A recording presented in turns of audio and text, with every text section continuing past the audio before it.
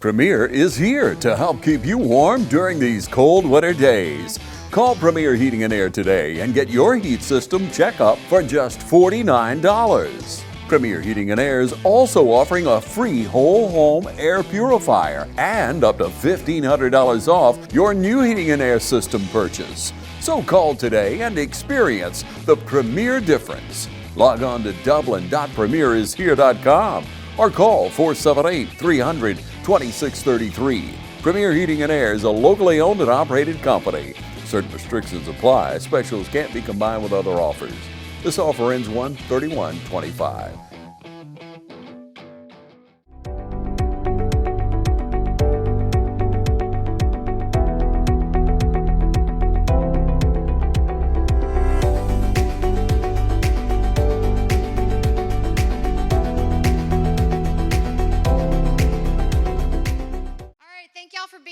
Tonight. My name is Jessica Worthington. I am your facilitator, and I will guide us through this experience. It's going to be real. It's going to be fun. I don't know that it's going to be real fun, but we're going to get through it. So we have till 7:30 tonight to talk about all things school system related.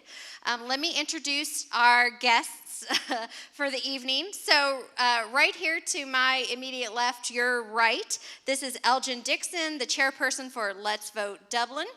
And then we have Stuart Morelli with the Office of Legislative Counsel.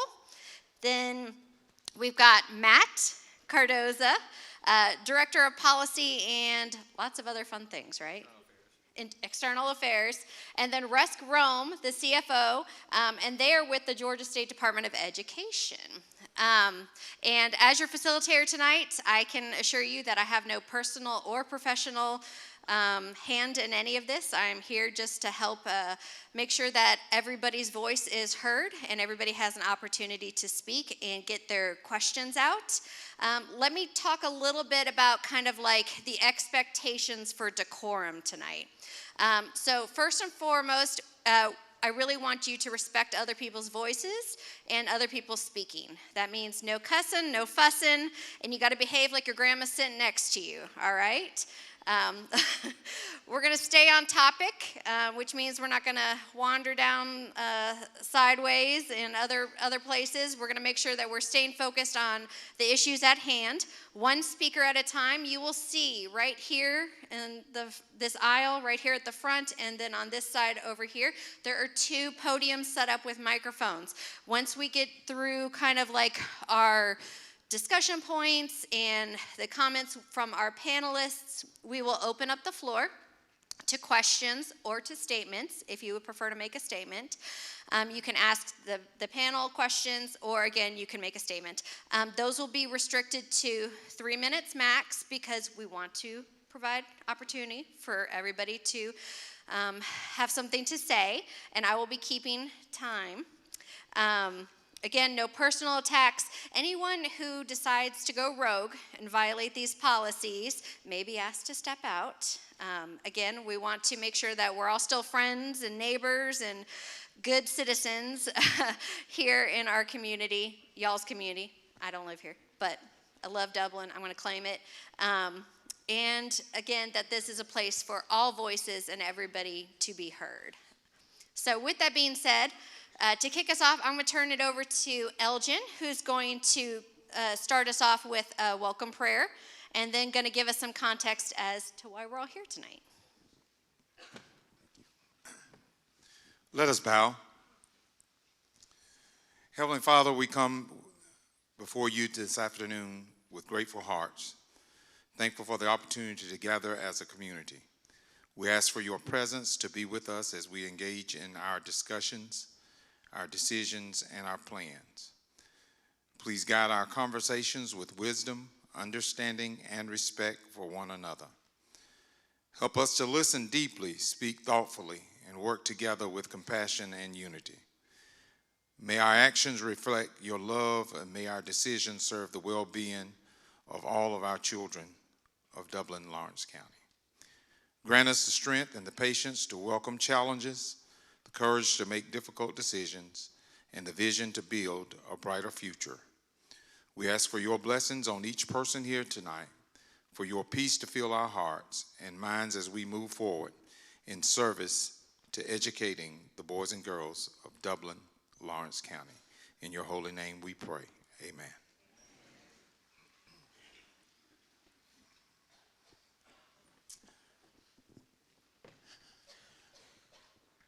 Tonight we have gathered here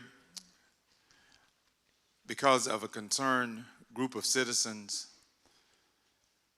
that are concerned with expensive administrative mismanagement and for better education opportunities for all kids of Lawrence County.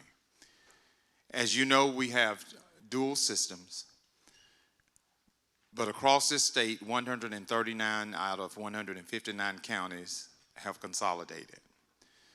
We want to know if our community can do it. We want the public to be informed with facts. That's the purpose of having invited experts to share information and give an opportunity for people to ask questions. Just know that this is a process. The first part of the process isn't to jump to a conclusion, but to gather the facts. So with that being said, let's start at the beginning. Awesome, thank you. Hi, I'm Meg Greer-Evans with Middle Georgia Estate Planning. If you need help with any type of estate planning, whether that's a will, a trust, financial power of attorney, or a healthcare directive, give us a call. We'd be glad to assist you or consult with you and your loved one about long-term care. Our phone number is 478-272-2885, or you can visit our website at middlegeorgiaestateplanning.com.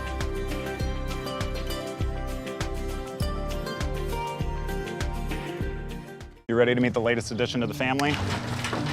The money you saved us with auto owners helped make it all possible. It really is the best thing that's ever happened to me. Excuse me? Third best thing. Third best thing. Auto Owners offers discounts for life, home, car, and business insurance because they think the more you protect, the more you should save. That's simple human sense.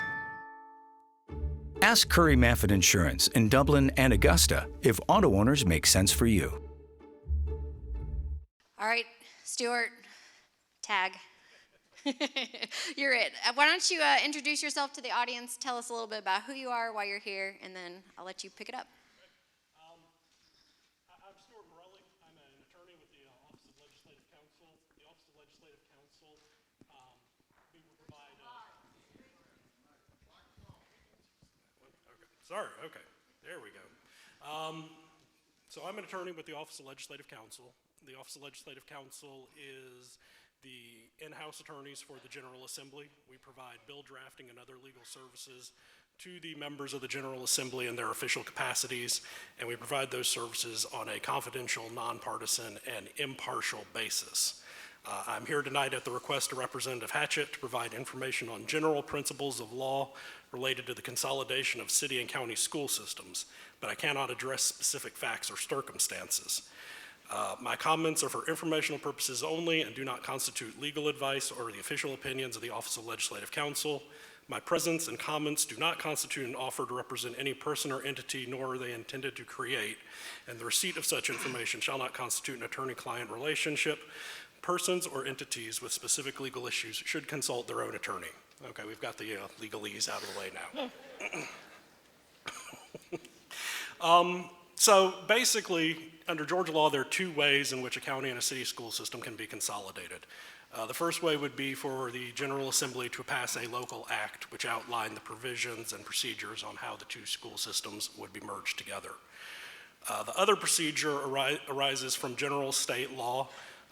It's a set of laws that have been on the books since 1926, and they really have not been updated much in the past 200 years, or 100 years now. I don't know when the last time it was used or if it's ever been used. But the procedures set by this general law pretty much provide that whenever, and again, and this is just going to be a, state law tends to refer to city school systems as independent school systems. So if you hear me talk about what's an independent school system, that's really just a city school system. And I'll try and say city school system, but in my professional capacity, I usually refer to them as independent school systems. So when the citizens of a city school system wish to annul the law that set up that particular city school system, what the state code provides is that the citizens of that school system can circulate a petition, and if they collect signatures from more than 1/4 of the registered voters of that school system, then they are supposed to submit that petition to the city council of the city. And that's about all that the law governing the petitions outlines. There are no additional provisions on outlining how long the petition can circulate, or provide a lot of guidelines on how the city council then should, review or verify the signatures upon the petition. Once the governing authority receives the petition and they have validated the signatures to ensure that at least, 1/4 of the city's registered voters have signed it, then what the city council can do is they can call a special election, which would present a question to the voters of the city school system on whether or not the law setting up the city school system will be repealed.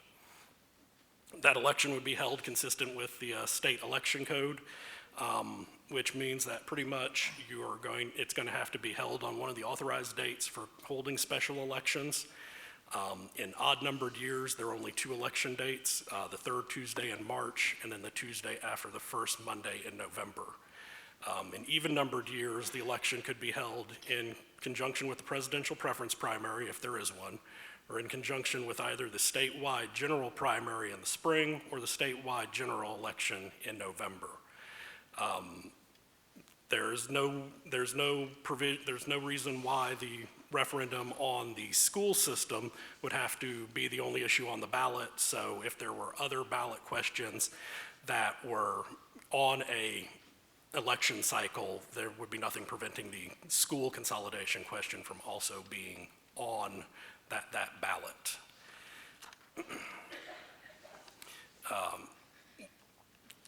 Who would get to vote in the referendum? It would be the registered voters of the city school system. That's how the state law is written right now, is that the only people who get to vote using this provision, at least, would be the residents of the city school system. If the referendum fails, then the state law also provides that another petition and referendum drive could not occur in the next 12 months. If a majority of the voters of the school system approve the referendum, what the state law provides is that the city school system, quote, shall continue to function under its local laws, organizations, and regulations until the County Board of Education shall arrange for operation of those schools by the County Board of Education. No specific timelines are put in place for when the County Board of Education has to start taking the steps to take over operation of the city school system. And finally, then, the state law also provides that if an independent school system's governing law is repealed, as provided by this statutory provision, then the territory of the former city school system would be included within the county school system and treated the same as any other territory within the county school system. And the County Board of Education would then have complete control and power have the same powers it had over their old system as they do the new consolidated system.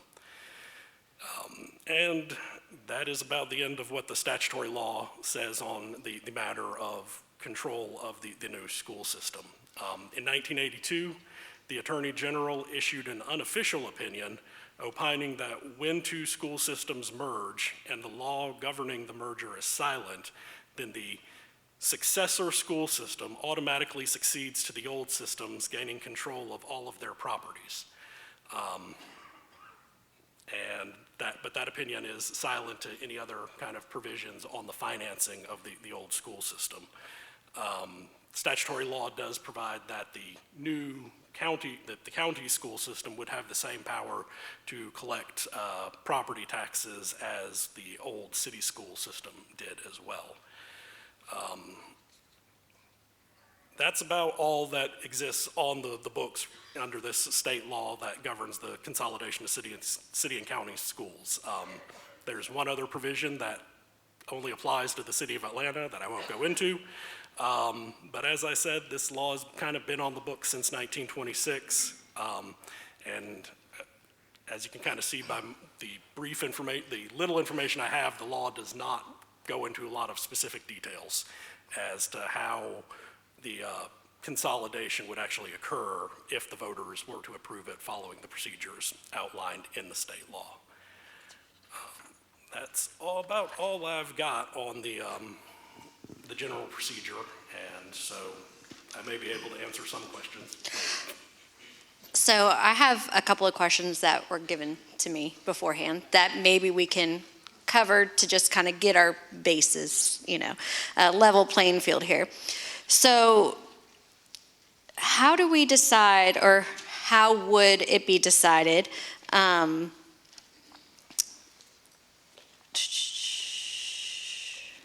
Sorry. Like, who continues to serve on the board? Is that worked out in the details, or? If you give the text of the statewide general law, that is, would be this option, the second option here.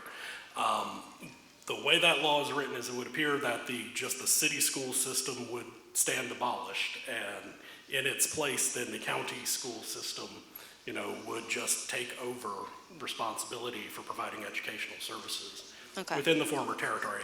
And sorry, I did just remember there was one other thing I was going to mention. Yeah. That's slightly related to this topic.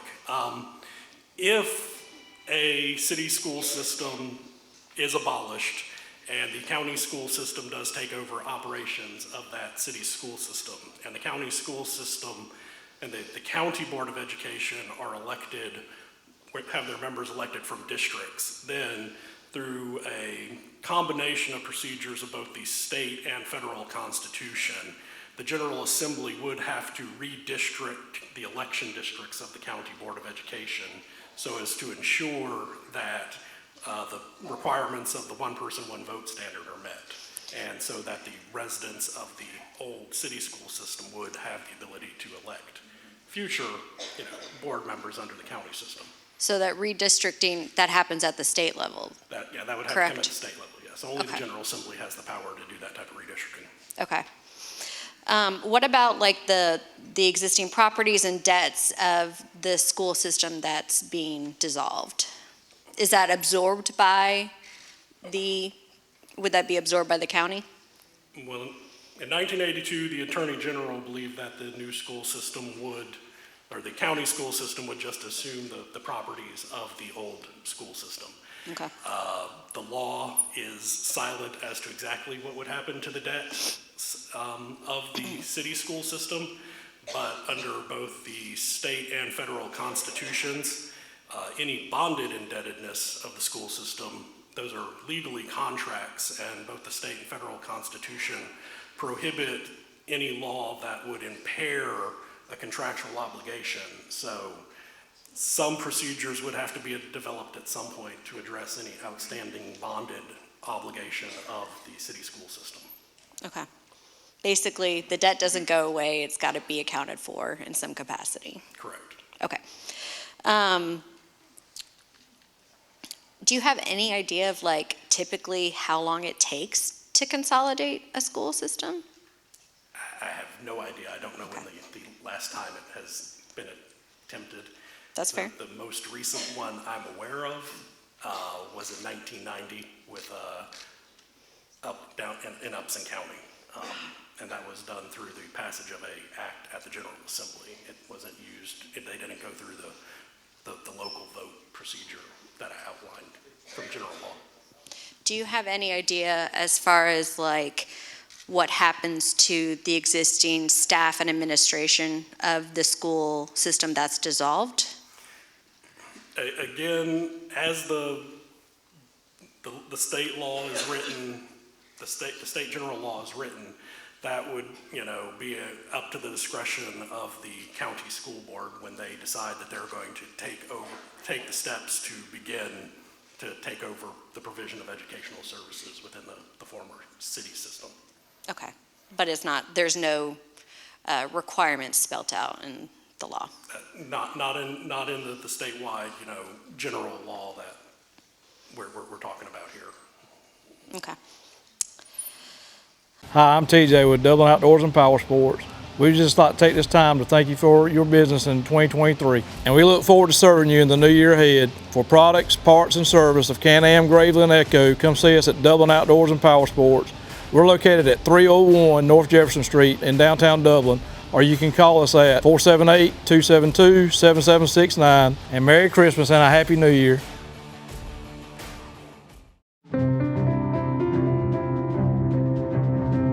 So I work with clients of all ages. I have people my age who are just getting married and having kids, and they want to get a policy on them or a whole life policy on their toddler to have as they age. But I also see clients that are older that are maybe looking for a final expense policy. I get to see clients at many different seasons of their lives.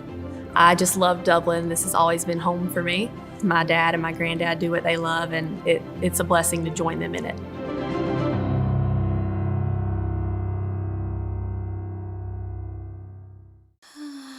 All right, I think that's all the questions that I have for you. I'm sure the audience has some. Keep them right here. But I'm going to tag in our next group. Are we doing the presentation now, or? Yeah, we can. Yep. Sure. Okay. Let me pull up the.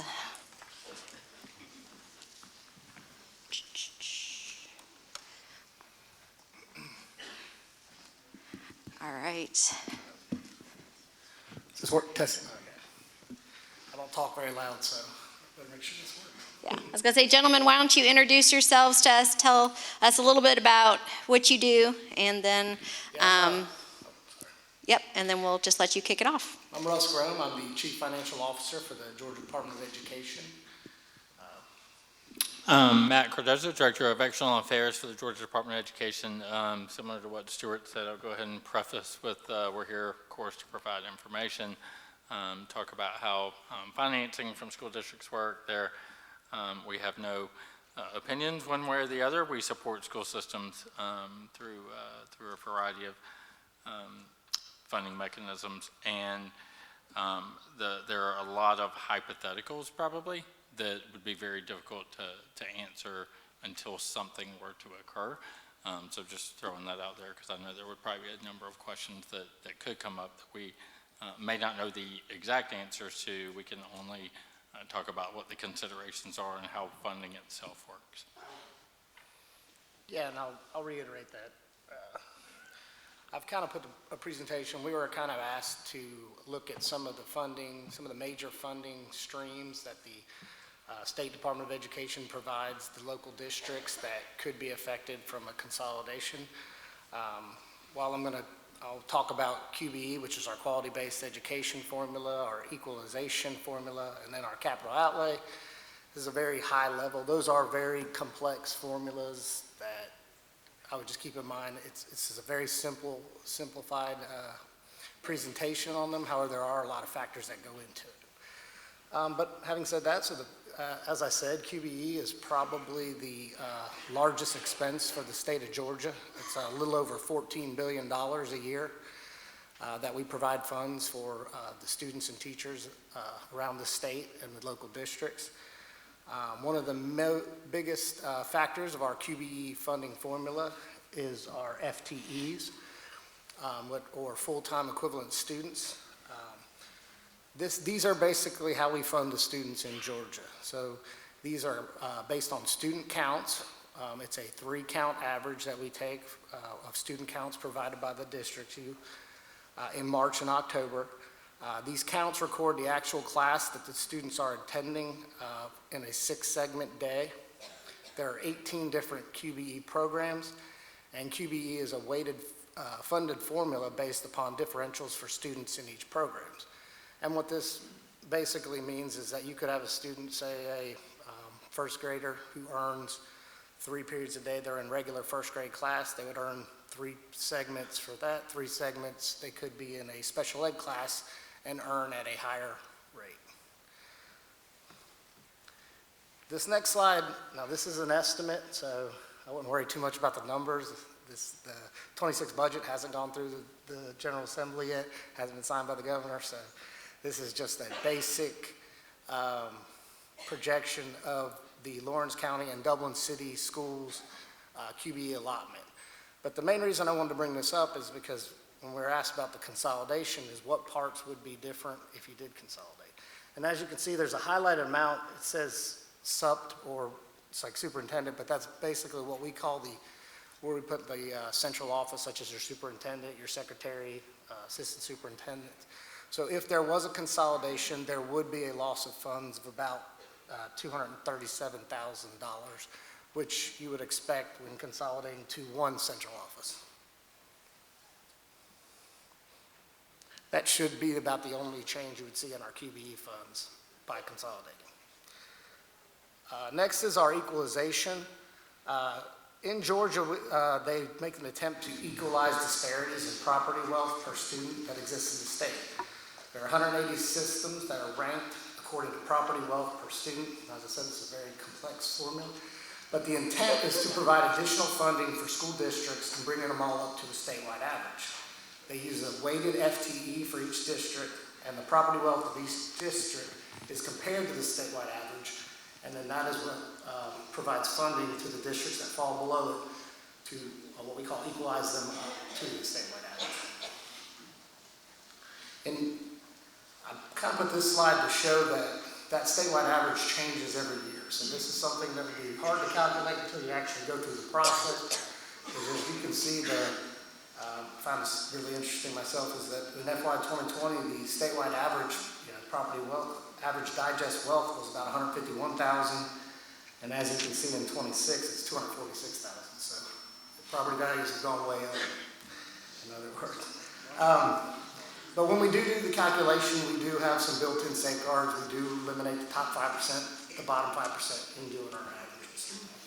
Now, in saying that, we did look at the Lawrence County and the Dublin City Schools equalization amounts. Dublin City Schools does not earn equalization. Lawrence County does. It will not take away Lawrence County's equalization. However, it could affect it. I think the general ballpark, a few $100,000. Towards it or against it? So like a few $100,000 which way? We lose a few $100,000. Okay, thank you. Give or take. It changes year to year. As I showed, the digest moves. As of last year, we've got about $400,000. Okay, just want to make sure we're all on the same page. Thank you. Yes, and it makes sense if you think about Dublin City doesn't earn it because they're above the average, where Lawrence County is below that average. So if you add them in there, it's going to move them closer to the average. You're going to get a little less funding. Okay. Our next major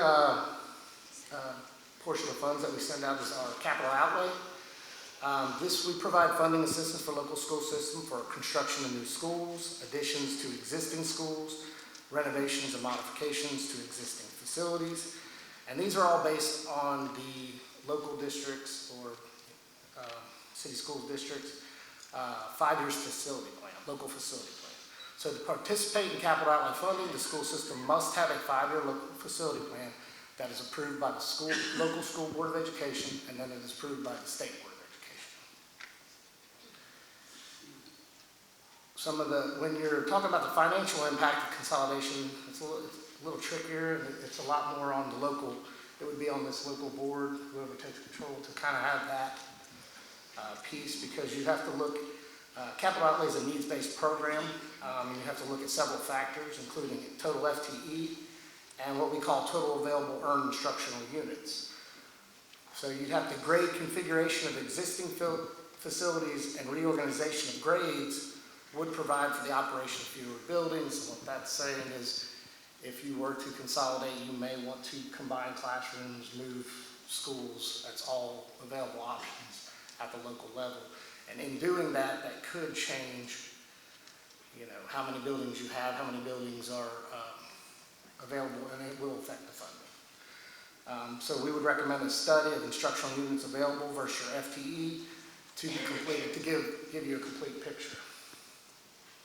Some other factors to consider is the age and condition of some of your existing buildings on both sides, and combining facilities, how this would reduce maintenance and operating costs of your buildings. Last, I just have in there, depending on how this is designed, you may have some transportation costs, which could be affected on bus routes and needs of bus drivers, etc. But that's pretty much the three major pots of funding that we provide. Okay. Jackson's Income Tax Service is ready to serve you today. Jackson's Income Tax Service is open year-round, so don't delay. Come in today and get your tax return done and out of the way. Jackson's Income Tax Service always stay abreast of current and future tax laws. Our lobby is now open to the public, and you may come in and file your tax returns in person. We still offer drop-off, email, and fax services for other options. So count on Jackson's Income Tax Service and get your tax return done today. So come to Jackson's Income Tax Service, where experience makes the difference. B&S Industrial Contractors, your partner for success. Competent professionals and advanced equipment for any mechanical and construction work. Your trusted construction partner is B&S. From start to finish, locally owned and operated with over 50 years of managing experience. From large industrial and power generation facilities to crane rentals, B&S Industrial Contractors, capable of handling all project phases, from design through startup and delivery. Contact B&S Industrial Contractors at 478-275-2128. Q&A time. If y'all want to take a few minutes if you have questions, statement you want to make, now's the time. I invite you to step up to the microphone. Don't all rush at the same time. We got plenty of time. We still got an hour, so what I think would be helpful is just introduce yourself, and then if you have a question or a statement, it would be helpful to know, just so that way we can make sure we're paying attention at the right parts. And I'm gonna let you start right here, and I'm gonna put 3 minutes on the clock.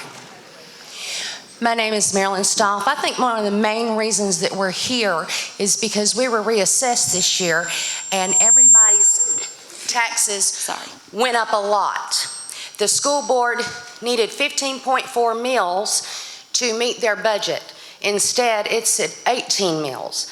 So if the county takes over, what's that going to do to our tax situation here? Is it going to make it better? Is it going to make it worse?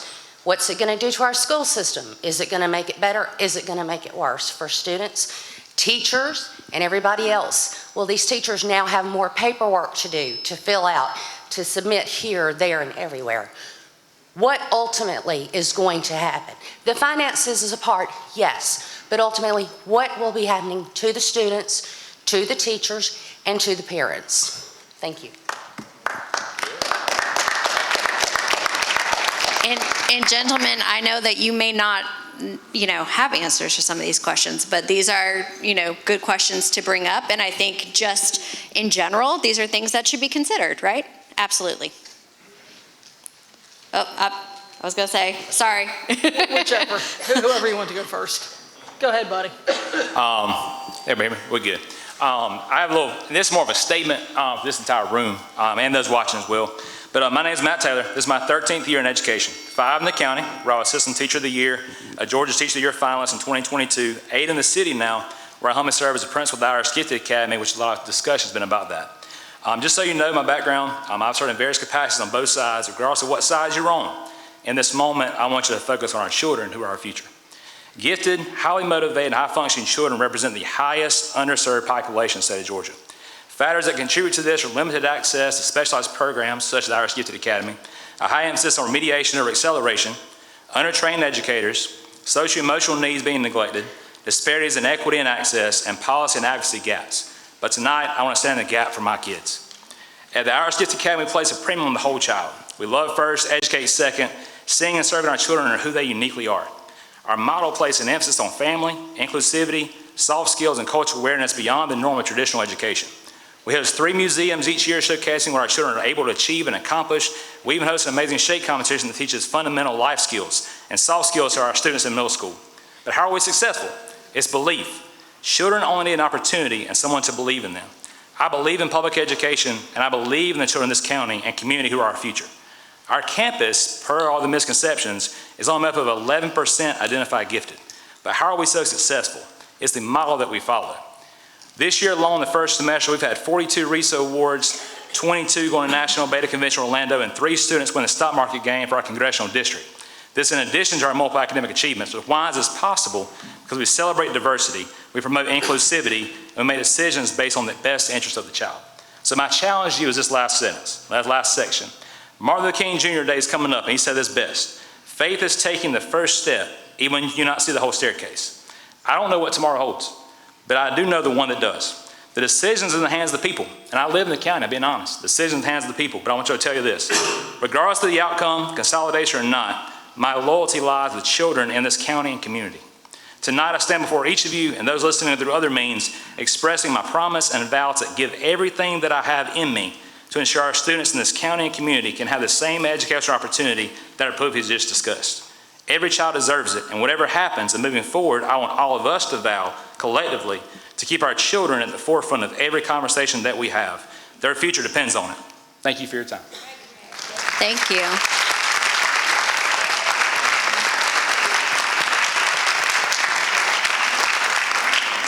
All right, 3 minutes and counting. Thank you, ma'am. My name is Abigail R. Safford. I would like to start off by seconding everything that Mr. Taylor said. But I would like to present the argument that the United States of America is fundamentally a capitalist nation. Monopolies are the natural antithesis of capitalism, which requires choice of the consumer. Right now, everyone in Lawrence County and some of the surrounding areas, including parts of Johnson, parts of some other counties, have the ability to attend multiple separate school districts with separate programs, separate policies that can meet the needs of different people. School choice is fundamental for people to get the education that they best need, especially considering that the Dublin City School System is a charter district, which means that it is not under the same encumbrances as the county school district and other school districts that have not jumped through the hoops to become a charter district. I believe school choice is profoundly valuable. Please don't take that away from our children. If that were taken away, Lawrence County is a very large county. If there's only one school district in it, that would effectively take that away. If everyone is angry at the school board for raising taxes, perhaps we should vote them out of office. Perhaps we should explore various legislative maneuvers to perhaps remove them for misconduct or something of that nature. But we should not destroy our school district. I'm also curious as to how many of the people who are really all hands on deck for destroying the Dublin school district, I wonder how many of those people have children in the Dublin school district.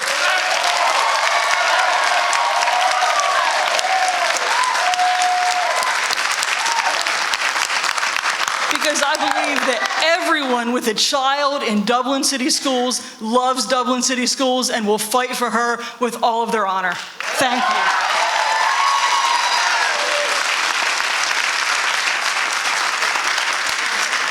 Thank you. All right. Am I too short? My name is Betty Rupel. I'm just a senior citizen who lives in the city. I have 2 questions. First of all, what y'all said and what was on the screen might as well have been Hindi for the sense it made to me. I'm not in that. Hindi. I know, it made no sense to me. I wish somebody could speak English.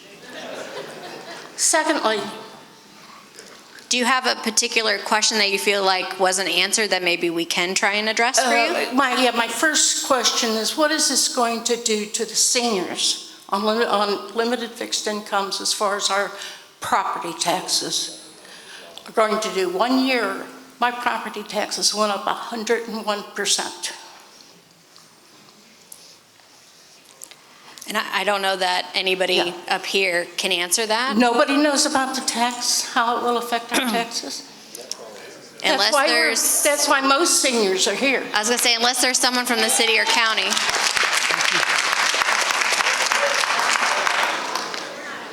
Okay, secondly, All right, guys, I looked up average superintendent salaries across the state of Georgia. The highest one they mention is $171,000 in Scottsdale. Why are we paying our superintendent $234,000, almost $250,000? And that's another reason I think most of us are here. I think the 200 and, you guys have to correct me if I'm wrong, but the 234 was how much is budgeted for the administration and, no, I'm wrong. Hold on. What were you talking about in your presentation, the 234? The 237 from my presentation is how much the state funds towards central office administration. Okay. Which includes superintendents, secretaries. That's what the state's contributing. Okay. Local board to determine how much. That's, okay. Gotcha. I'm Glenn Register, and on behalf of all the employees at Hometown Supply, I'd like to take this opportunity to thank you. We have everything from four-wheelers and golf carts to cell phones and computers to flat screens and appliances. We have affordable payment plans to fit your budget. Just remember, if you can't do business at Hometown Supply, you just can't do business.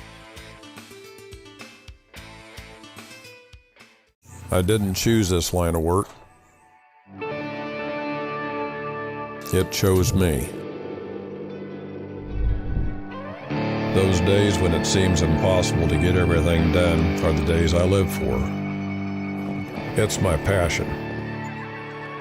If you do what you're passionate about every day, you'll never work a day in your life.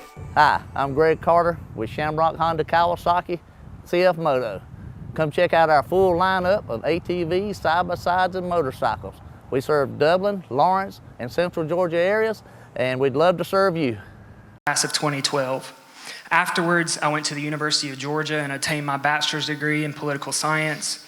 And in my senior year, I had the experience to intern at our local Dublin Lawrence Industrial Development Authority, and that awakened my love of economic and workforce development. After that experience, I decided to obtain my Master's of Public Administration with specializations in local government and education administration. For those of you who do not know, UGA boasts a top 3 MPA program in the country, comparable to Harvard and Indiana University. To say my studies of municipal governance, public finance, and education administration were rigorous is an understatement. I was trained in public finance, municipal governance, public budgeting, and organizational optimization and management. After graduating with my MPA, while also working full-time for the university's Office of Admissions, I served for several years in our state's capital as the Youth Services Manager in the state's Office of Workforce Development, managing a multi-million-dollar federal workforce development grant for all of Georgia's youth, both in school and out of school. In this role, I was able to write state-level workforce development policy, penning our state's first transitional jobs policy to benefit the most at-risk Georgians. I also had a hand in writing the state of Georgia's Unified Workforce Plan regarding youth workforce development across our state. I only decided to leave that role because Dr. Fred Williams picked up the phone and asked me to come to Dublin. With his position in the Development Authority, he knew our career-related programs would have to be more forward-thinking and progressive to help our community attract industry, and he thought I could help lead that effort. I give you my background simply because I want you to understand what I bring to this conversation. I have been at the table in state government writing workforce development policy that affects all Georgians. And I have been in the trenches in my current role, forging partnerships, creating new programs, and changing outcomes for students who have been constantly maligned by elected officials in their own community and pushed to the margins by society. I share my background because I want you to understand that I care deeply about the need for effective governance, sound public financial management, and organizational cohesion. What I don't have tolerance for is rushed referendums with myriad unknown consequences that are being paraded as effective governance or a concern for children.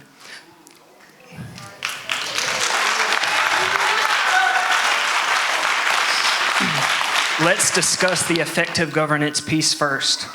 My favorite boss always tells me that in any decision, I need to make sure I brainstorm unintended consequences. I assure you that nobody behind this referendum has done that. I'm just going to raise... We're coming up on time. I'm sorry. I'm gonna just keep talking. I'm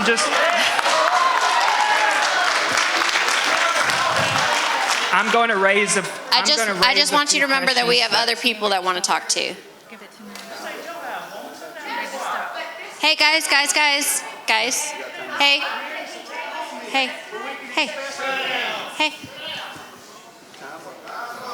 I'm going to give you an extra couple seconds. I'm just going to ask a few questions. I mean, if you don't want... No, we do. I want to provide an environment where everybody has time. You said we had an hour left, so are you now pressed for time? No, I just want to make sure that everybody has an opportunity to speak. That's all. So can I get another 3 minutes at the end of the line? Yeah. Okay.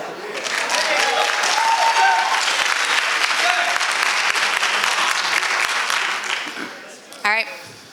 I don't have any questions for the panel, but thank you guys for being here tonight. Good evening. My name is Mark Donnell. I'm a homeowner and taxpayer within the city of Dublin. I'm a product of Dublin, having lived my entire life, besides my college years, in Dublin. I'm also a graduate of Dublin City Schools. Currently, I'm an educator in my 5th year teaching vocational agriculture at Dublin High School. I say all of that to emphasize how deeply I am invested in our community and its growth and success. I want to raise 3 main points to the crowd tonight. Why would you want to hand control of our school system to those living in the county? Why would you support the loss of a landmark and historical icon? And why would you trust a school system that is failing to right our ship?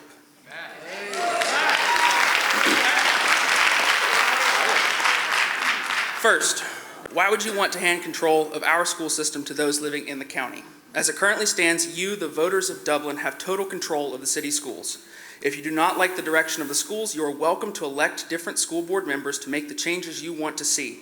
If you vote to consolidate the schools, however, the power of your vote and your opinion will be diluted by the voters living in the county. Why would you support someone living in Cadwell or Minner having the same say as you about the schools that your children attend and theirs do not? I personally support local governance of our local schools. Next, why would you support the loss of a landmark and historical icon? It has already been stated that if the schools consolidate, at least some members of the Lawrence County BOE would fight to have Dublin rebranded as Central Lawrence. They want to do away with our beloved Lucky and our green and gold.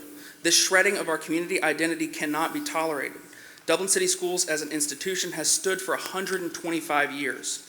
This community has long rallied around our Fighting Irish in academics, extracurriculars, and athletics. Besides this devastating loss of heritage, we would also see an astronomical rebranding expense for all the buildings, facilities, letterhead, etc., that would be borne by the taxpayer. Finally, I ask, why would you trust a failing school system to be the ones to right our ship? In CCRPI, Dublin Middle School performed better than West Lawrence, and Hillcrest and DHS performed better.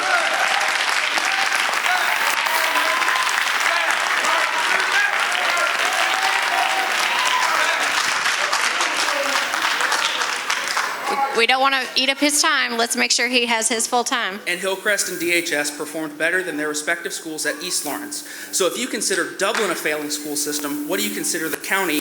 When comparing academic performance, we beat them 3 times out of 4. You will see significant regression in our performance for one major reason if we consolidate. It takes more money per child to educate poorer students. Student success for low-income students is directly tied to dollars spent per student. This is a fact shown in a study conducted by the Education Trust. The dollars spent per child at current Dublin City Schools will decrease, not increase, if we consolidate. The students on the east side experience poverty and other social issues at a similar but lower rate than ours, and you can see how the county system is working out for them. The LCBOE has always and will always prioritize the wealthy west side. They underfund the kids in the east, and they will underfund the kids in Dublin, and you will see our success statistics plummet. Thank you. Thank you.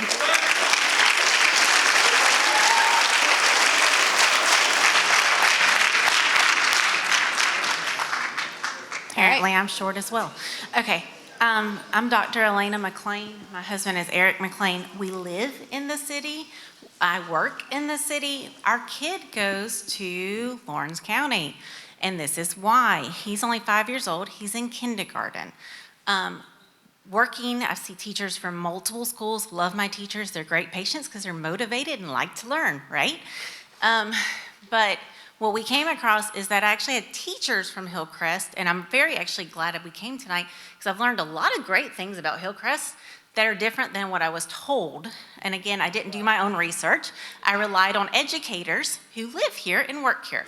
Educators from Hillcrest directed us away from Hillcrest, which is where we're zoned. We then contacted IGA, emails and phone calls never returned. So we reached out to the county schools who did return our calls. We were able to get him a spot, paid the fee, and he goes there. Paid the taxes so the city school stays in place. I love public schools. Me and my husband are both public school educated all the way through 12th grade in systems much smaller than what y'all are dealing with. I'm a doctor, he's an aerospace engineer. Public schools did fine. So I'd like to see that continue, but I have a 5-year-old, a kindergartner. What happens to him if we do this? He's zoned for this school that has on paper great statistics, but we were pushed away from. We went to the other school that he might be a good fit for. We were not ignored. We finally went to the county. I don't want to have a merger, and now my child who is doing well in his school suddenly has to now go to this other school, which may or may not be a good fit for him. Statistics not mattering for him personally. So as a parent, that would be my concern in a merger is what happens to my kindergartner, my 5-year-old, and education for professionals is a big deal. If we don't like the education here, bye. I mean, reality is I love y'all as patients. Y'all are great. Y'all are wonderful. My kid comes first. Thank you. BNS Industrial Contractors, your partner for success. Competent professionals and advanced equipment for any mechanical and construction work. Your trusted construction partner is BNS. From start to finish, locally owned and operated with over 50 years of managing experience. From large industrial and power generation facilities to crane rentals, BNS Industrial Contractors, capable of handling all project phases, from design through startup and delivery. Contact BNS Industrial Contractors at 478-275-2128. You ready to meet the latest addition to the family? The money you saved us with auto owners helped make it all possible. It really is the best thing that's ever happened to me. Excuse me? Third best thing. Third best thing. Auto Owners offers discounts for life, home, car, and business insurance because they think the more you protect, the more you should save. That's simple human sense. Ask Curry Maffett Insurance in Dublin and Augusta if auto owners make sense for you. All right, sir, your turn. Yes, good evening. I'm Kenny Walters. I stood here so long, I almost forgot what I had to say, so I had to write it down. The first thing I want to mention to you guys and make sure you understand, the millage rate has gone down 3 times. When I first got there, it was 19.07. It went to 19.25, and now it's 18.654. So the millage rate has gone down. Our problem is that we operate on not 19.25, we operate on 14.25 because it's a thing called a local 5 mil share. Dublin district is the 51st wealthiest district in the state, and because of that, we don't get 5 mils. We actually operate on 14.25 mils. So let's get that straight. We also have had $155 million exemption from our digest because of some things that was done with the business world, the city, everything. So our digest, which is $789 million, but out of that $179 million, we exempt $155 million. So let's get it straight now. You got people here that's got a record of trying to get rid of the Dublin school system. We are achieving, so I'm not going to talk about the achievement. We know what we're doing. Anytime you got a district that's the charter district of the year, have a superintendent at the superintendent of the year, finish 4th in a national finalist. So we're doing something over there. So let's get it straight. Let's get it straight. Thank you. Thank you. Sir? Good evening. My name is Jason Jones. I graduated my 2 oldest daughters from West Lawrence, and I currently have my 3 other children in the Dublin city school system. I have no problems with West Lawrence, but this consolidation idea that has caught on like a wildfire almost overnight is based on property taxes. And like the young lady earlier, Miss Abby said, this is akin to if you're angry with some rule that, let's say, the county board passed, not school board, but county commissioners passed. Now you're willing to disband the entire county and say, no, we want the city to take over the whole county, or vice versa. You're petitioning to potentially do away with a duly elected board and a city school system that is run separately from the city government just because you're upset about taxes. And I applaud the gentleman who was just at the microphone. Most people do not understand that because of the tax digest, the city of Dublin loses, or the city school system of Dublin loses 5 millage points. It's taken by the state, and guess where it's given to? It's given to schools like West Lawrence in equalization money. Am I incorrect, gentlemen? Or is that correct in how equalization works? So I want the people here in the city to understand that 5 mills of your property taxes in the city are funding West Lawrence, not the city of Dublin. Someone correct me if I'm wrong there, but that is how it works, right, gentlemen? Okay. Right, no, it's not every school district because only the wealthy ones have to give up. The ones who receive don't. Is that right? No, Gentlemen. All school systems are affected. All give up 5 mills? All that participate in QBE. In order to participate in QBE. Guys, let's let our speakers answer it. So all schools give up 5, but then I don't know what the tax numbers are for West Lawrence. How much more, their equalization money, what would that equate to in the millage rate? In other words, they receive almost $11 million in equalization money, give or take. That's right, for this last term. About 9.3 mills. So they give up $9.3 million. $9.3 million. So do we know how much that equates to in a millage? To know that they give up 5 and receive 7? You understand my math? You understand where I'm coming from, right? Yeah, it doesn't equate. But Dublin gives up 5 and gets nothing. And everyone in here is really here at the end of the day, be for real, you're upset about taxes. Hell, everybody is. I own quite a bit of property. I own some in the county and the city, and it's all gone up. But it's not the school board's fault. Thank you.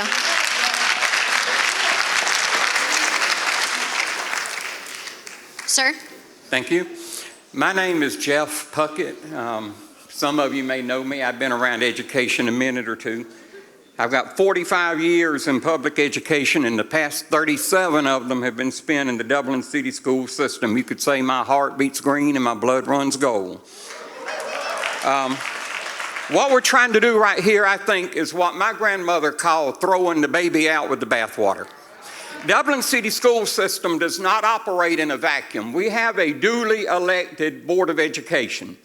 Now, I understand that some people are upset about the property taxes going up, not a millage increase, but the actual dollar sum going up, and I understand that.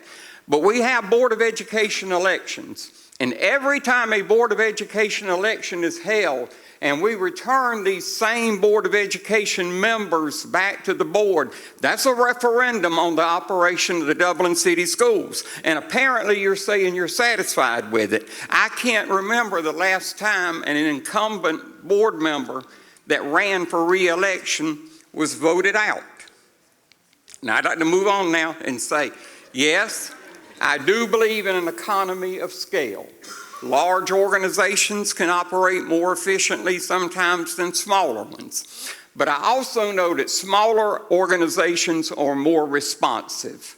And I'm interested in Dublin City Schools providing the best education for the children of Dublin, even if it's not the cheapest education for the children of Dublin. And I will say that I'm a teacher at Moore Street Alternative School. We're the school kids come to when nobody else can help them. And I promise you, every staff member at Moore Street will move heaven and earth for our kids. Now, I applaud that we're having this question and answer session, but in reality, this question and answer session really can't answer much, because if we dissolve the Dublin City Schools, full control goes to the Lawrence County Board of Education, and they can run it as they see fit. So when people try to tell you we're going to have the same schools, we're going to have the same buildings, we're going to have the same administrators, they can't know that. But the one thing I can tell you is there will be no going back. If we give up Dublin City Schools, it's gone forever. They're not recreating any city school systems. So I just ask you to be very careful. Think about this. We have a group that has been trying a long time to get rid of Dublin City Schools. And this tax increase, they're just seeing it as their golden opportunity. Don't let them do it.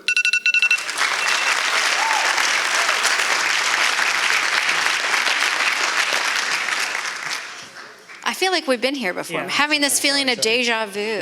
Don't start the clock yet. What? I'm just kidding. All right, ready? Go. Okay, so what did our experts say tonight? That school lines will be redrawn. If you think that the Office of Civil Rights in the U.S. Department of Justice, which has already monitored the racial makeup of classrooms in this community for the better part of 5 decades due to delayed integration, will allow a high school with an 85% minority population to exist, I have some beachfront property in Oklahoma to sell you. The only place to white flight from a federal mandate is to private school, which I suspect is the motivation for some who want this to come to pass anyway. What will the cost to taxpayer be? They don't know. Nobody knows. Why has the city paid thousands of dollars for us to be part of the University of Georgia's Archway Partnership, only to not utilize the university's resources to do a feasibility study on school district consolidation? Why not take the time to research, study, and help voters make an informed decision instead of rushing this to a ballot? Don't believe the narrative that this is a tax or cost-cutting measure. At this month's First Friday Means Business, the mayor said, and I quote, "Can I tell you what the millage rates will be in the future? No, nobody can do that. Can I guarantee you the millage rate will be lower across the board? No, nobody can do that. That's going to be up to the elected school board representatives." What did our experts say tonight? A lot of hypotheticals relying on a piece of legislation that was written in the 1920s, which, by the way, was before a lot of people in this room could vote, rushing this to a referendum and leaving both the citizens of Dublin and the citizens of Lawrence County to the whims of yet-to-be elected officials in yet-to-be-created school board districts is misleading at best and negligent at worst. Hear me well. As someone who has given money, blood, sweat, and tears to the kids within the city of Dublin, if an independent feasibility study conducted by experts found that the school system consolidation would benefit the children I serve every day, you'd find no bigger proponent for it than me. That isn't being proposed because the facts don't matter. Only a few folks' personal agendas and a hodgepodge of vendettas. This group now claims to care about our kids, but they don't send their kids to school with those kids. The poverty rate in the city of Dublin is around 30%. Dublin City Schools' poverty rate is around 70%, more than double the city it serves. The percentage of our students who meet the federal definition of homeless is about 20%. Think about that. We serve as many homeless kids as some districts have students. We could fill Trinity with the students at Dublin who are just homeless. Sorry. Don't hate me because we're about to come up on time. Okay. That's fine. Yeah. I was going to say, you can get back in line, though. I'm Glenn Register, and on behalf of all the employees at Hometown Supply, I'd like to take this opportunity to thank you. We have everything from four-wheelers and golf carts to cell phones and computers to flat screens and appliances. We have affordable payment plans to fit your budget. Just remember, if you can't do business at Hometown Supply, you just can't do business. Hi, I'm Meg Greer-Evans with Middle Georgia Estate Planning. If you need help with any type of estate planning, whether that's a will, a trust, financial power of attorney, or a healthcare directive, give us a call. We'd be glad to assist you or consult with you and your loved one about long-term care. Our phone number is 478-272-2885, or you can visit our website at middlegeorgiaestateplanning.com.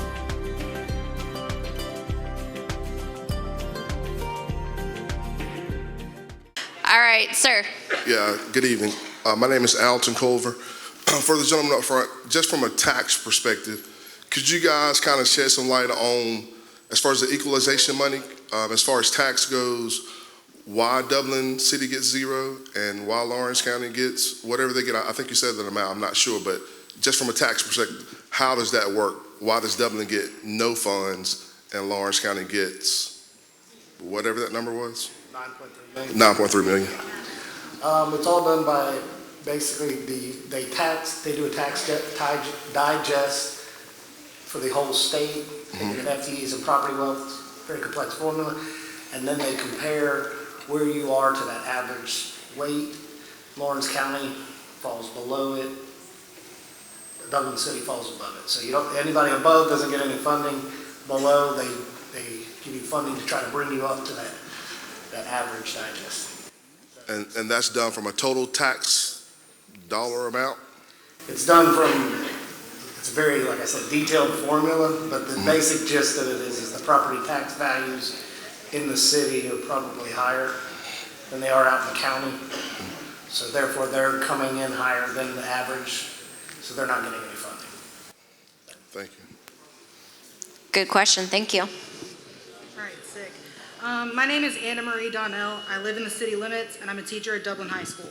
I apologize. I know my voice is shaking. I'm a little more nervous than I expected to be. But this discussion has brought out an unexpected ugliness to a town that I've grown to love so deeply. I'm not originally from here, so I believe that I have a bit of an outside perspective on this situation. I won't deny that I'm a major supporter of Dublin City Schools. I see what it's done for my family. My husband and I both teach at the high school, along with our friends. Dublin is my home, and it would be hard to see this go by without speaking on this issue, which is very dear to my heart. As this discussion has evolved in the last weeks, everyone has been using this to talk about the money as a problem. All I have heard is anybody talk about has been taxes, salaries, millage rates, property values, and more. While those issues are important, I would like to address a major topic that I feel like has been pretty much left out of this discussion: my kids. Dublin has crafted itself to cater to our specific needs that our students bring with them to our school. They have a harder life than I ever could have imagined when I was that age, and the programs that they have access to through us give them a leg up in life to achieve their goals, go to college, start businesses, have decent jobs, and so much more. I also worry that my students would lose some of their identity as Dublin students. They're very proud to be Dublin students and have come to me this week as we've gone back to school, concerned that we would lose who we are and change into what the county wants us to be. I worry that they would lose their support systems because while you say that nothing would change, I hesitate to believe you. My biggest fear is that the students would lose the opportunities that come with Dublin City Schools that they may not have had access to without us. Again, we've heard that nothing will change, but that's an empty promise that you can't guarantee because you have said yourselves that you don't know what this would bring. You say that teachers won't lose jobs, programs will not be cut, and that we are going to put the money back into the teachers and the students. Yet, on the other side of it, there are rumors swirling of wanting to destroy our entire identity. I do wonder where the hate for my school system has come from because it feels like money is only one part of the equation. The money conversation feels like an easy way out of saying that you believe that poor students shouldn't be graduating at the rate that they are and succeeding the way that ours have been and will continue to do. There was a tell-it in the city's official gazette last week saying saying exactly that. You refer to them as those kids, and I can't help but wonder what you're picturing while you say it. I picture my student that lost his mom right before Christmas and needed to lean on us during that transitionary period in his life. My students who have had their utilities cut off and relied on us for help. I picture my students who are raising their siblings and planning on giving back to our community by becoming a teacher after graduating from college. My students who dream of becoming therapists or firefighters. And there's so many others that I could list out that I love so deeply, and I have been losing hours upon hours of sleep when I think about the things that they would lose without Dublin City Schools. How can you guarantee me that my friends and my coworkers that I teach with are going to be okay? How can you guarantee me that my family will be okay? And above everything else, most importantly, how could you ever guarantee me that my students will be okay? Thank you. Thank you.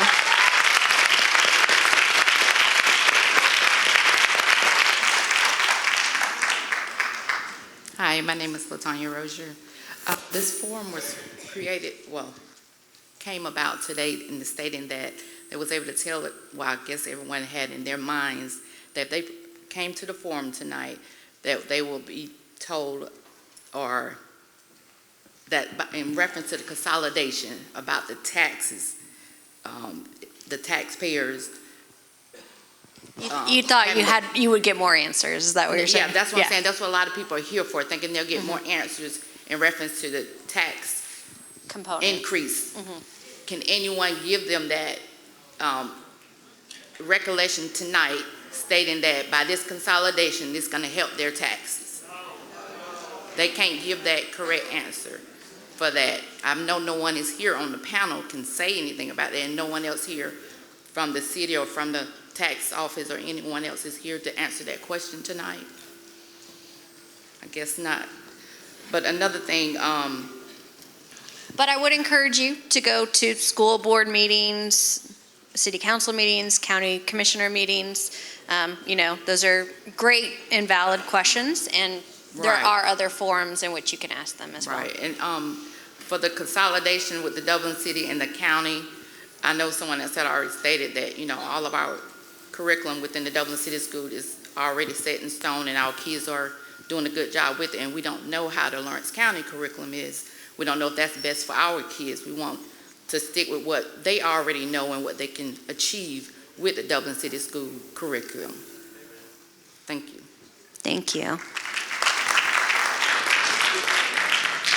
Good evening. My name is Anita Hill. I have a real short question. I'm glad you're on this part of the screen. What is FTE? And I'm dumb, I don't know. So what is FTE? Can you share that? What FTE is? Thank you. FTE on QBE, it's full-time equivalent student, and with equalization center. Very good question.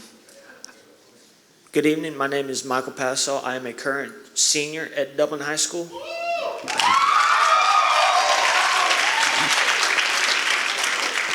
So I am not fully concerned with the tax proportions of this. My bad. What? Yeah. My biggest concern with the consolidation is with me and my little brother. Right now, we are living with separate parents, separate houses due to court orders. How would this affect him moving into if this is consolidated? Would you be able to answer that at this point?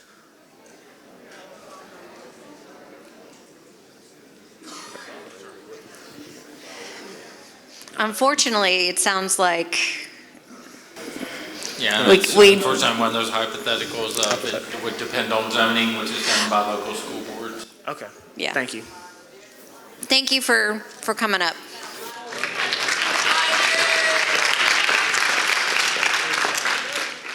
Hi, I'm TJ with Dublin Outdoors and Power Sports. We'd just like to take this time to thank you for your business in 2023. And we look forward to serving you in the new year ahead. For products, parts, and service of Can-Am, Gravely, and Echo, come see us at Dublin Outdoors and Power Sports. We're located at 301 North Jefferson Street in downtown Dublin, or you can call us at 478-272-7769. And Merry Christmas and a Happy New Year. Jackson's Income Tax Service is ready to serve you today. Jackson's Income Tax Service is open year-round, so don't delay. Come in today and get your tax return done and out of the way. Jackson's Income Tax Services always stay abreast of current and future tax laws. Our lobby is now open to the public, and you may come in and file your tax returns in person. We still offer drop-off, email, and fax services for other options. So count on Jackson's Income Tax Service and get your tax return done today. So come to Jackson's Income Tax Service, where experience makes the difference. All right, young lady. Thank you.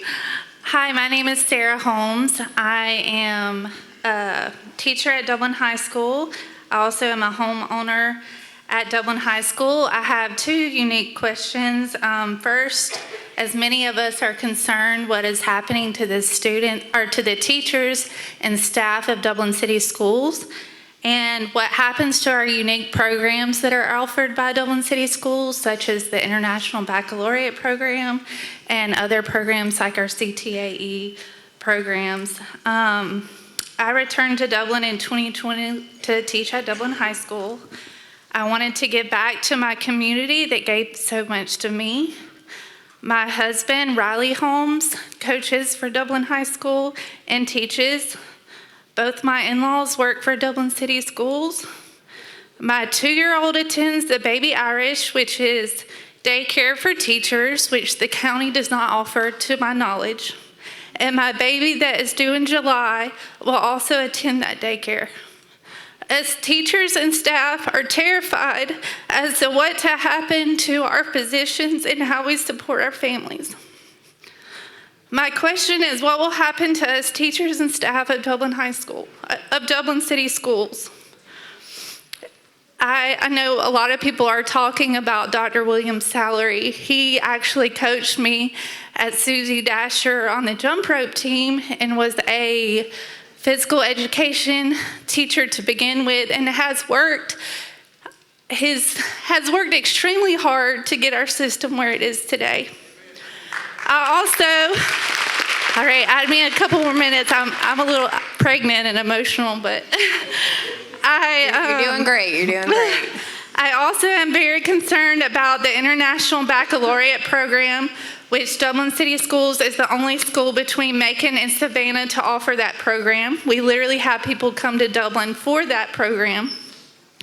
I teach International Baccalaureate, also known as IB, dance at Dublin. The IB training I received this summer was absolutely invaluable and eye-opening to what dance could do for our fine arts students. And again, I'm not attacking the county. I have friends that teach in the county, but there's no dance teacher or dance class in the county. There's several fine arts programs that we offer that they do not have there. What will happen to fine arts programs at Dublin that are not represented in the county? Many are concerned about the unique programs we offer, like cosmetology. I think the county has construction, but there's several programs that our CTAE program offers that are unique to Dublin City Schools, that are sending our students to the workforce and preparing them for the workforce. So again, my two questions are, what will happen to us Dublin City Schools teachers and staff, and what will happen to our unique programs at the Dublin City Schools? Thank you. Thank you. All right, we're going to go to this gentleman, and I will say I'm going to cut off the amount of people asking. Like, everybody we've got right now, you're covered. We got enough time, but I wouldn't encourage anybody else to jump in line because I don't want to say we don't have enough time for you. All right, take it away. Hey everybody, I'm a current student. I'm a senior at Dublin High School. One thing about my journey and my academic career is I went to a county school and I transferred my sophomore year to Dublin. And I just want to say, everybody, all the adults, taking up for us, but I feel like as a student, I should say something. And I just want to say that as a student, when I moved to Dublin, I didn't know what to expect. I didn't know what my future held. But they put me in a class, my teaching class, and I ain't never seen anything like this before, like no county, no city like this before. I ain't never seen a school that had a full hair salon in that school. I ain't never seen a school that has a daycare in that school that I worked at for the summertime to earn extra money. And I just want to say for the future generations of Dublin High School that we're not going to stand up for this. Like, we're not standing for this. And I don't,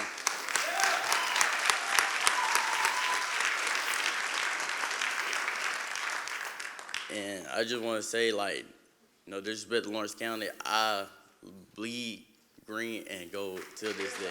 I'll ever bleed green and gold. Thank you for your time. Thank you so much. I actually wanted to take advantage of one of our experts and ask a question. And I know we talked about the equalization formula and how volatile it is year to year and how other communities and what their tax digest does has an impact on the tax digest and how equalization funds are disseminated. My question is, I know that there's been some feasibility in Lawrence County not losing, the new Lawrence County, if this was a consolidated school district, potentially not losing a significant amount of equalization funds based on looking at the data. My concern is this, is what you said, Mr. Rome, a few minutes ago, that was looking at last year's equalization number or even looking at this year's equalization number. One of the concerns that I have is that if you look at our tax digest in the city over the course of the past 5 or 6 years, we've only had increases of a few $1 million. So for example, we had an increase from $548 million to $570 million.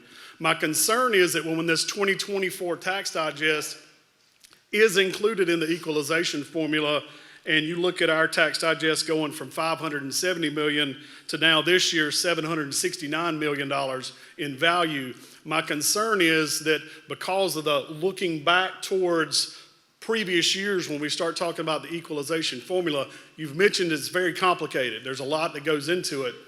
For the citizens in this community, I want to ask the question to you from your perspective, an increase this significant, when we look at that tax digest in comparison to others around us, I'm very concerned that the $10 million that Lawrence County received in 2025 this year, that money's going to go away, and it's going to be the responsibility for this entire tax base to then make up that $10 million. And so when we start looking at that 2024 digest 2 years from now, what's that really going to look like for this community? Because I want this community to understand the ramifications of a consolidated school district from that perspective.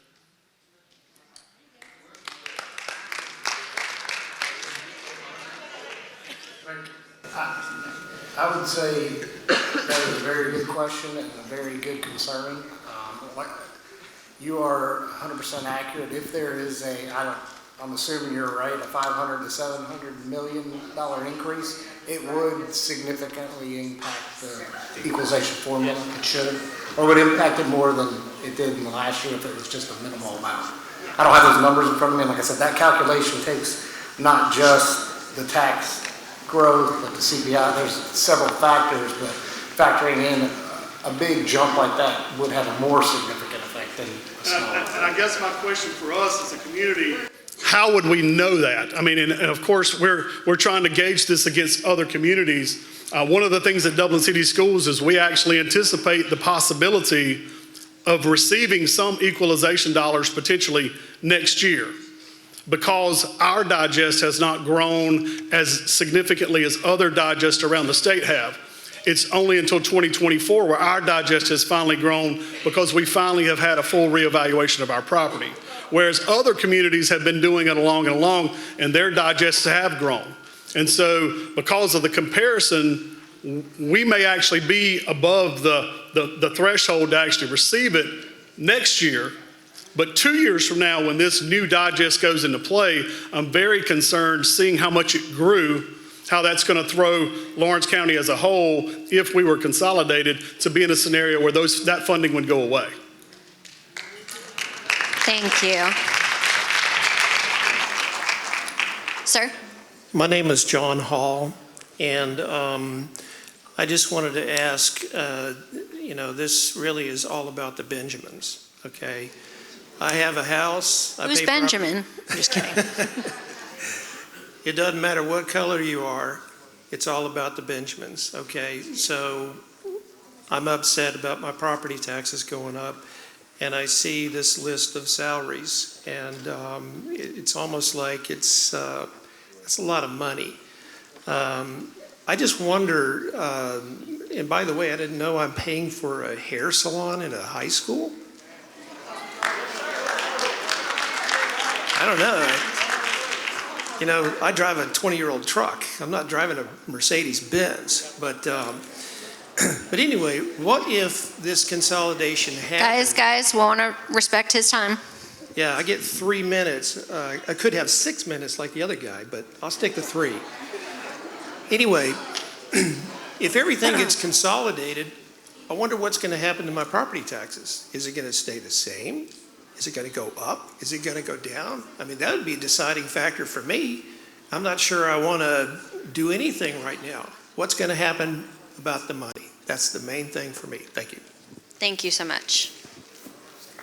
I didn't choose this line of work. It chose me. Those days when it seems impossible to get everything done are the days I live for. It's my passion.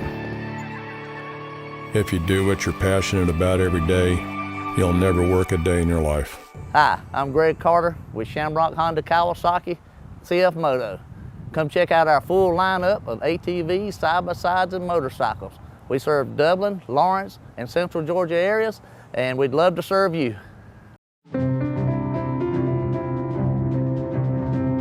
So I work with clients of all ages. I have people my age who are just getting married and having kids, and they want to get a policy on them or a whole life policy on their toddler to have as they age. But I also see clients that are older that are maybe looking for a final expense policy. I get to see clients at many different seasons of their lives. I just love Dublin. This has always been home for me. My dad and my granddad do what they love, and it's a blessing to join them in it.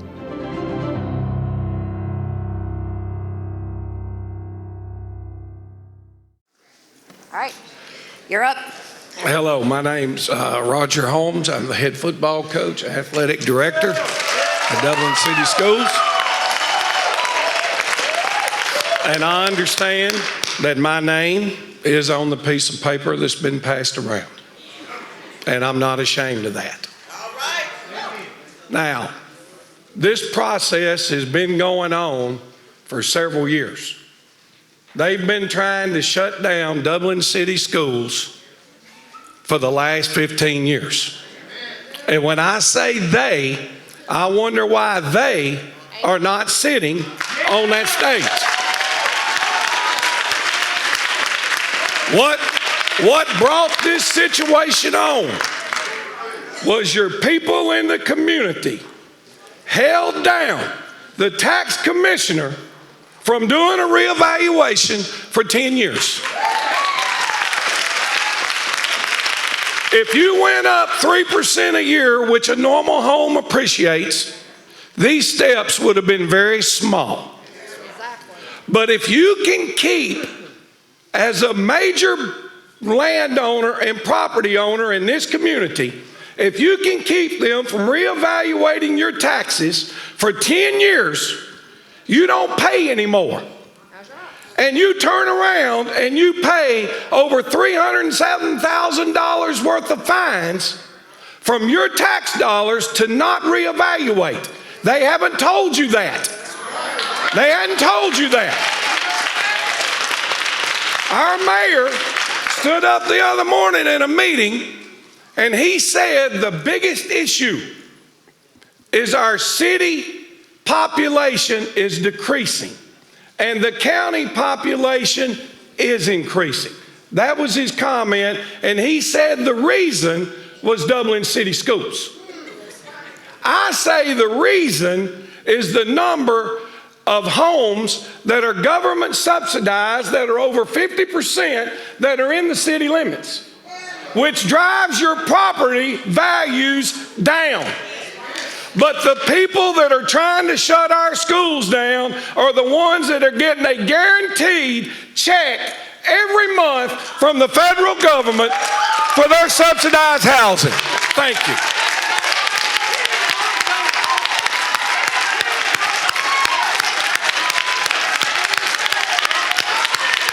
All right, guys.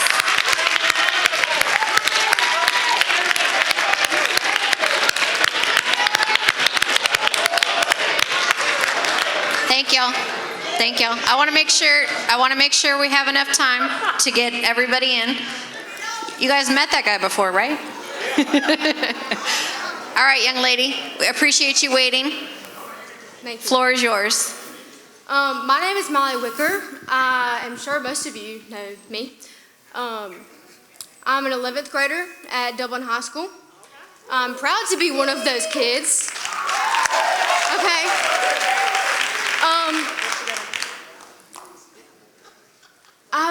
It's just a short statement, short and sweet. Some of you may think it's not sweet, but transferring to Dublin has completely changed my life in the best way possible. This past semester, side note, I got in a terrible car wreck. I'm not even supposed to be here right now. And the support and uplifting and complete care that I have gotten from Dublin City School staff, students, everybody. It's so hard to explain the love that I feel for Dublin from coming from somewhere else where no one is treated the way that I was because of my last name. Another thing,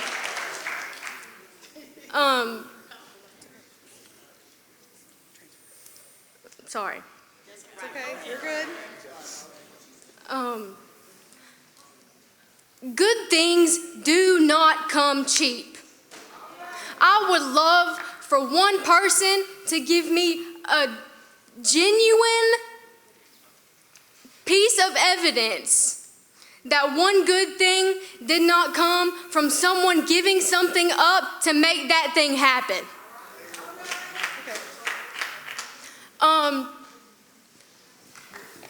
Through my time at Dublin High School so far, I have been a part of the agriculture program, which has also helped me excel. I've been a part of the cosmetology program, which has made me grow as a person, grow in my morals, and grow so much respect for people who put in work to be able to see the outcome. No matter what anyone else thinks of it, it doesn't even matter if you get recognition for anything that you do. And I know from experience, trust me, You finish. Sorry, I'm gonna gather myself again. Okay, just go ahead. The recognition doesn't even matter. No matter who you are, where you're from, how much money you have, it does not matter, because at the end of the day, we all have a role. Okay, we all have a role and we have to play that role, and sometimes we clash heads, and that's fine. Okay? I do know, this brings me to my most important point.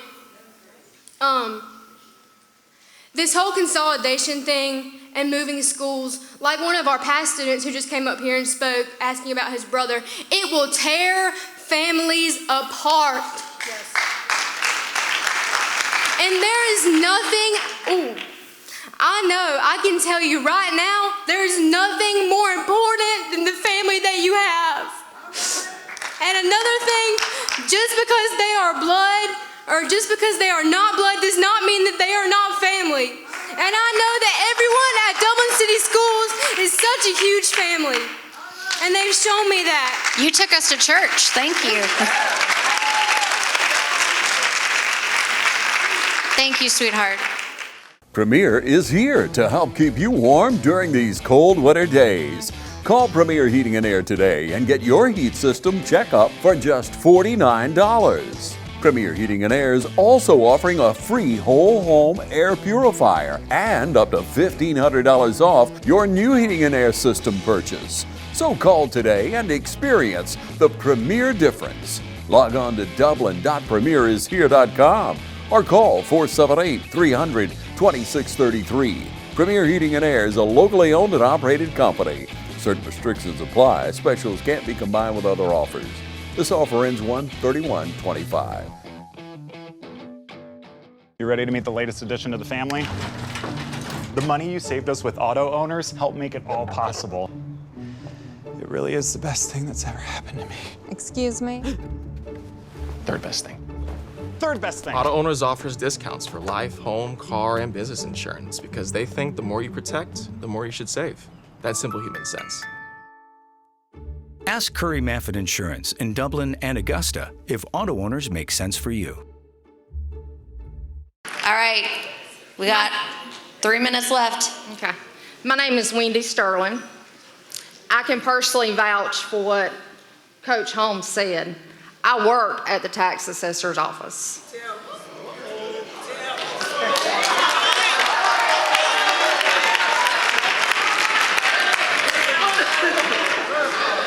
I can personally tell you the last time the Lawrence County done a countywide reval was 2008, 2009. 2009, November 13th, 2009, I went on maternity leave and did not come back because I went out and stayed at home with my child. Fortunately enough, I have become a stay-at-home mom and have been a stay-at-home mom. The reason your taxes have gone up is because of the housing boom. That was confirmed by a realtor that I talked to this past weekend. You have $80,000 and $100,000 houses that have recently sold for $300,000 and $400,000. That is why your taxes have gone up. Taxes is part of life. You're gonna pay taxes from the day you're born to the day you die. You know what my tax bill was this year? $2,895. I'll be glad to tell you how much my taxes was, and I pay city and county. But I gladly get up every morning at 6 o'clock and have my daughter at school at 7:25 and drop her off at Dublin High School. Because let me explain something to you. My daughter went to Lawrence County School System. Lawrence County School System failed my child. Lawrence County School System owes me money. If y'all want to get technical about it. So let's compare apples to oranges. Your taxes is not at the fault of millage rates. Yeah, you're gonna have to pay millage rates whether you live in the city, you live in the county, your taxes are gonna go up. You marry your house, you date your taxes. You date your interest rate. That's how it works. That's life. Think about it. If you love your house, you're gonna pay taxes. But I have one more thing. We gotta make it quick because it'll be real quick. We're at like 1 minute over time. If there are children in here, I want y'all to stand up.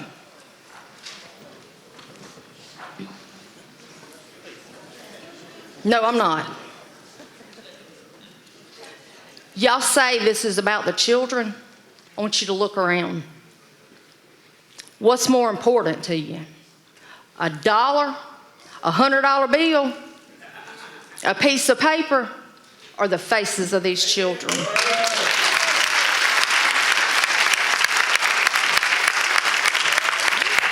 All right, are y'all gonna be like super quick? Yeah, I just have a question. Okay. Yeah, cool. So again, I introduced myself earlier, Anna Marie Donnell. I live in the city, said that. My property value went up like $30,000. I looked at it yesterday. And I was thinking about where my taxes go to, like all of us, I'm sure. And the one thing I want to know is, did my taxes go to reserve this theater for this meeting? Because if they did, you can guarantee that I will be raising Cain about it, because I'm not paying for a forum where you're trying to destroy the place that I work. Thank you. Thank you. All right, sir, bring us home. Y'all, this is our last question statement. Let's respect it. I'd just like to make a statement, ma'am, if I may. Yes. I'm Fred Williams, Superintendent of Dublin City Schools.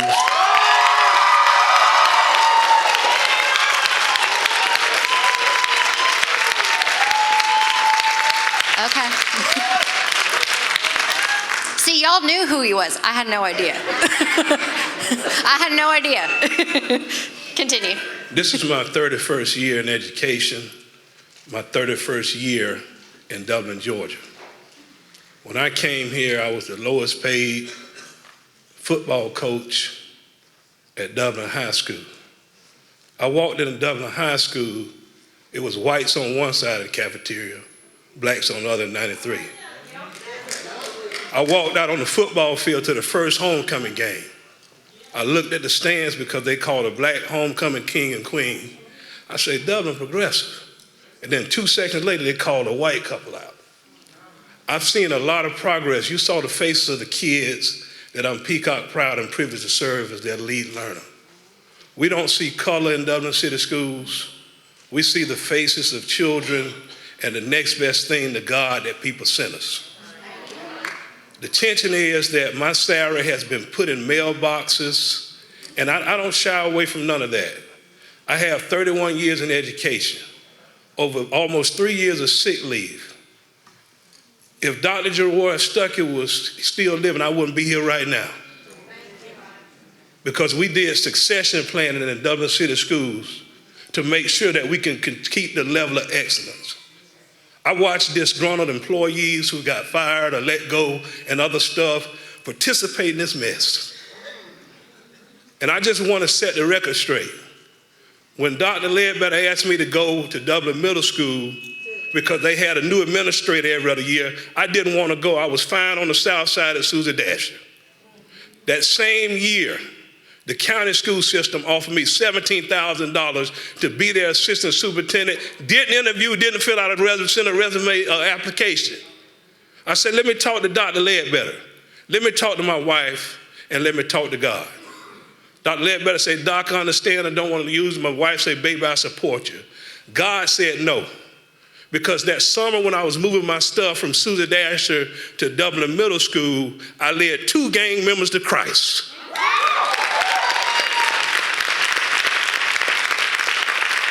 I'm not here for the money. I've been offered numerous jobs this year.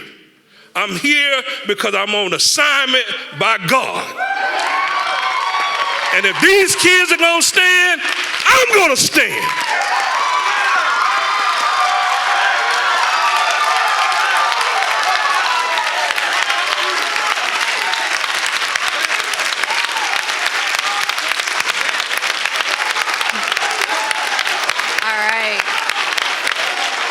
Thank y'all. Y'all. Can thank you guys, thank you. Can y'all imagine if I'd have said he couldn't talk? I'm just kidding. Hey, before y'all go, we need one more round of applause for these folks up here who took their time to come.